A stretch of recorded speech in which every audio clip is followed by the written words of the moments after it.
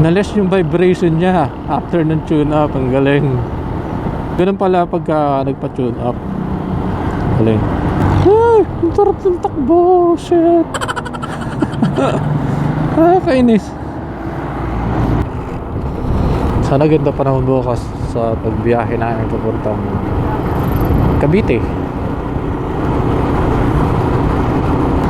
May mimit akong kaibigan dito lang sa mahabang parang. Nandito lang.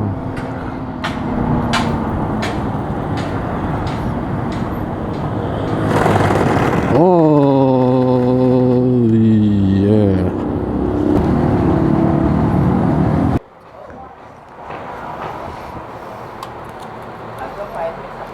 Ito yung gamit niya.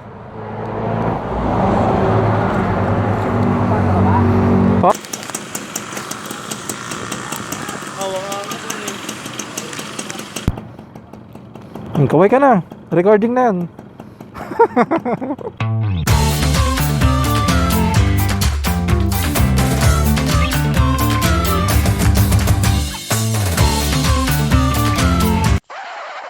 So ngayon pupunta kami sa shop. Hindi dun sa Owen na pinuntahan ko po kahapon na hindi naman na-record. Na-record pero nag-corrupt. Gunggong! Salamat po. So ito ngayon si Cedric. Yan.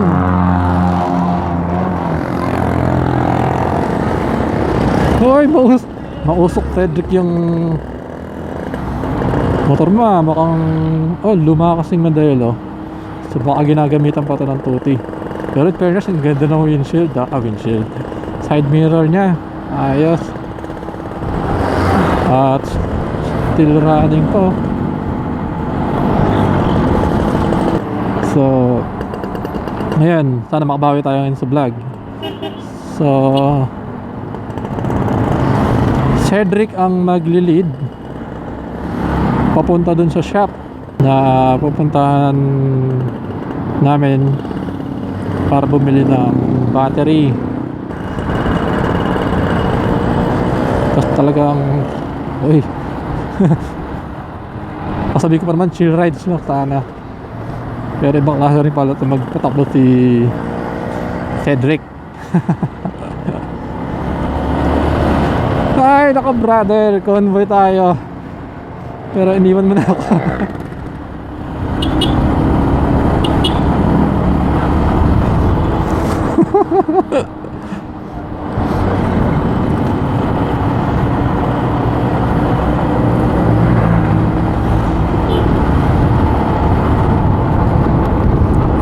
Dito. Okay.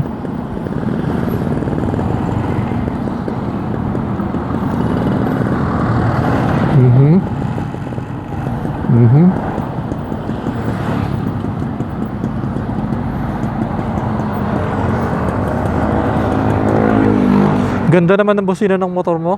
Pang L3. Halimaw.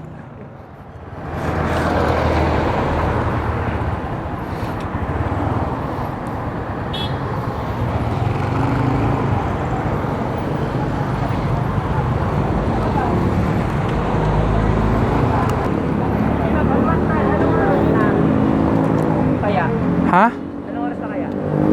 Wala pa namang 1 siguro, no? Wala pa. 1244. Sir, may quantum pa po kayong bata. Ano size nila? Ha? Size daw. Quantum, ha? Size. May mga size kasi yun tol eh. Yung 5L po. 5L.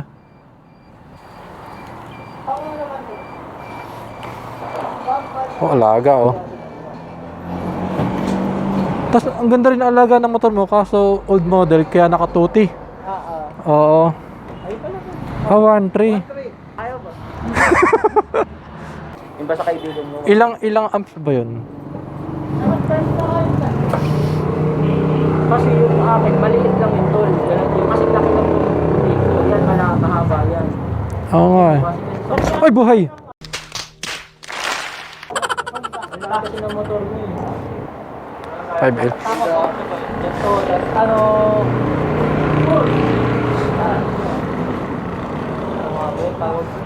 5L. Libre din magpakabit. Oo naman. Kuya,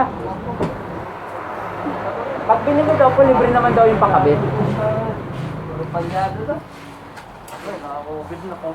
Saan po yung kakabit? Doon sa pula.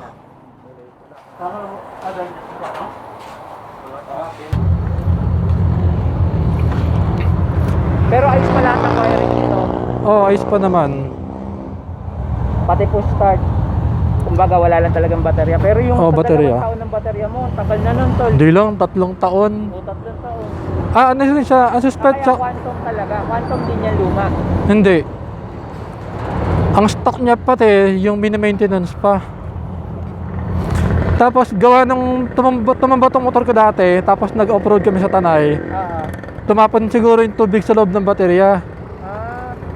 Kaya yun, mula na natuyuan na. So wala na, hindi na ko na nagagamit.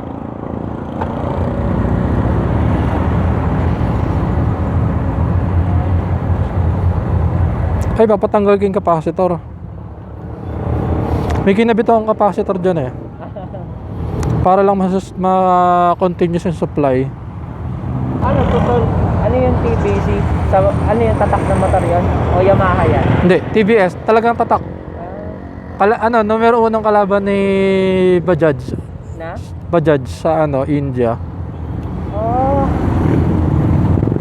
May shop niyan dito. May? May shop nito dito. Meron naman. Kay Wiltec. Si Wiltec na to eh. Nagdi-distribute. Papalit ka na rin tornilyo tol. Pwede naman siguro sirain na yan kasi meron naman doon tornilyo yan, di ba? Ay, oo nga pala, may libre to, no? Oo. Patanggal na lang po yung capacitor. O dyan na lang po ito ikabit. Sa edad natin yung motor ko. Pero maganda pa. Yun, Pinturahan ko na lang. naiwanan mo nga ako eh. Sabi ko, nagmamadali ata ito. Ang tulin. Pasok ako. Nahabol ko yung oras eh, babaya, sarado to. Lilipat tayo. Doon sa Owen. Oo. Pwede kong katukin kasi yun. Oo. Ako sabagay ko sa Owen tayo, malayo-layo ka. Eh hindi naman pwede kitang iwan. Pero saan ka talaga nagpapaayos? Ha? Saan ka talaga nagpapaayos? Tay-tay. Siya lang ang kayang gumawa ng 2-stroke ko. Saan? Tay-tay. Tay. Kay Kuya Benson. Dapat sa mo, mapagkakatiwalaan mo talaga. Pagaling ko na to. Sige po, walang problema. Ikakat niya na lang po ba? Ito, bibiyakin ko na po dito. Para matanggal yung yung tornilyo. Wala, ayaw na eh. Bigat na eh.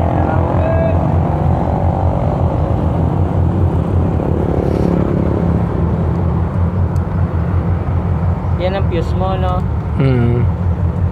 Ito kasi nasa ilalim to eh. Di tubig pala baterya mo dati. Natuyuan na. Eh, yun ang sinabi ko rin na nag-survey yung TVS. Sabi ko next time sana ang stock nila sa baterya ay sa mga motor na ganyan. Huwag sana yung yung mini-maintenance pa, dapat yung maintenance pa na. Hassle din tuloy sa ibang gumagamit. Yung motor namin, yung ganyan.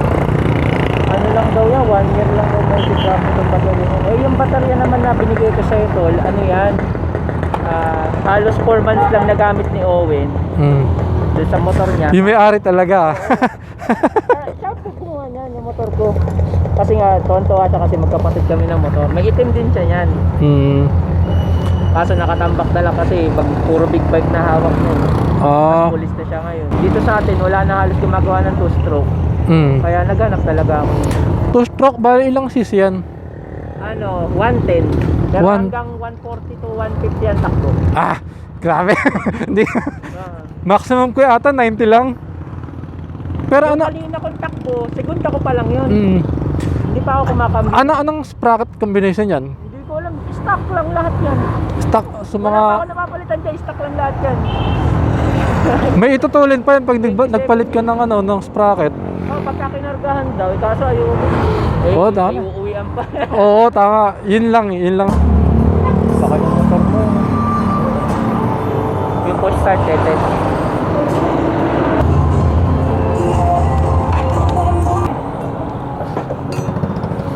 Paano ako kanina pa ito? Po? Ito ako kanina pa? Apo. Talagal. Okay na ako? Solved na ako? Ha? Solved na ako. Ingat ah. Thank you. Subscribe ka ah. Thank you. Send ko sa akin yung link. Sige.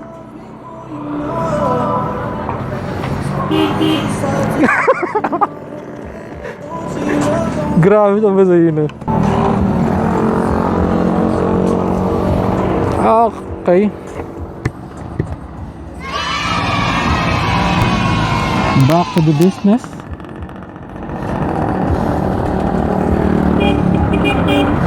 Hindi na kinakapos.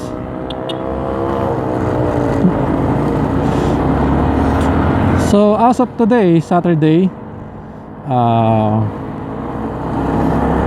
January 9, 2021, nagpa-tune up po ako kagabi. Grabe. Panoorin nyo na lang po yung reaction ko kagabi. Then ngayon, bumili na po ako ng baterya. Pinag-ipunan ko po. Talagang critical. At yun nga po pala, thank you Cedric sa baterya. Grabe, ang alam ko ay gel type yung battery na binigay nyo sa akin. Tapos may digital meter ng kasama. Alam ko mahal yun eh. Binigay ni Cedric ng libre, grabe. Thank you Ced. Thank you. Makakadagdag to sa performance ng motor. I-parallel ko na lang. Ang ganda rin ng motor mo ah. Alagaan mo lang yan. At vintage yan. Grabe ka. Tapos ride safe lagi. Grabe ka rin magpatakbo. Bago ka lang sa motor pero grabe ka magpatakbo. Ride safe.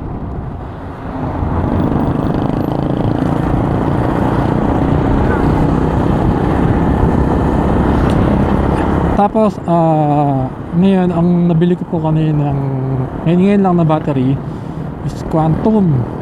So dito sa Binangonan, kay Sir Owen, ang Quantum niya na 5L size na battery is nasa 1.1.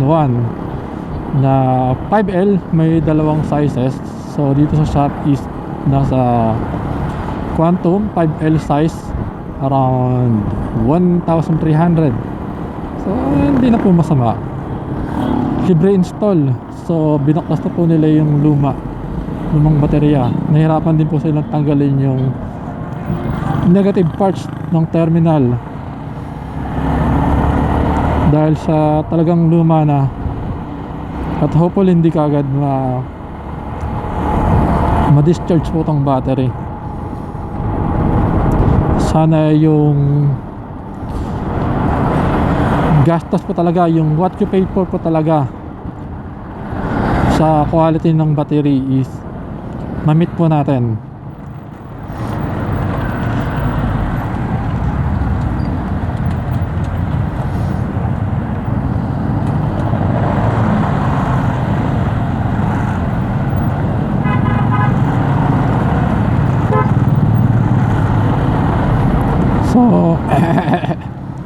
So ngayon parang bagong-bago na po ulit si TVS Max.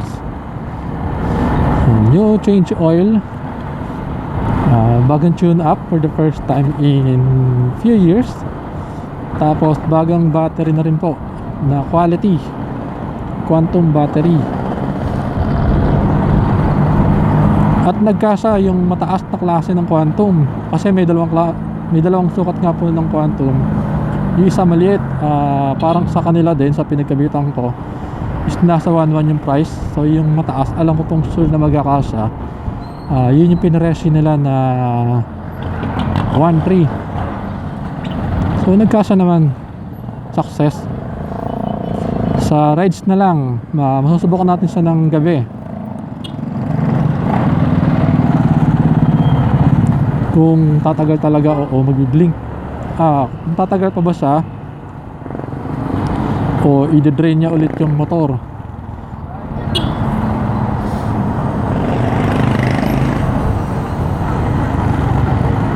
Ang dami namin gusto pagkwento ni Cedric kaso may pasok pa siya. May pasok pa po siya kaso kaya kailangan niyang magmadali rin. Overbreak na nga po siya. Kaya salamat, Ted.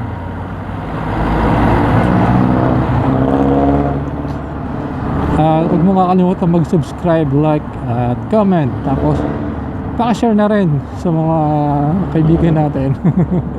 Mga common friends. Yan. So ride safe. Thank you and Happy New Year.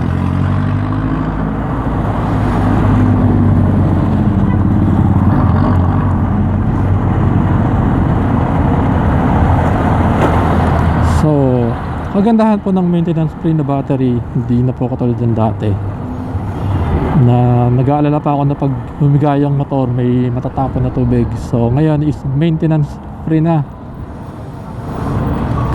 Ang saya.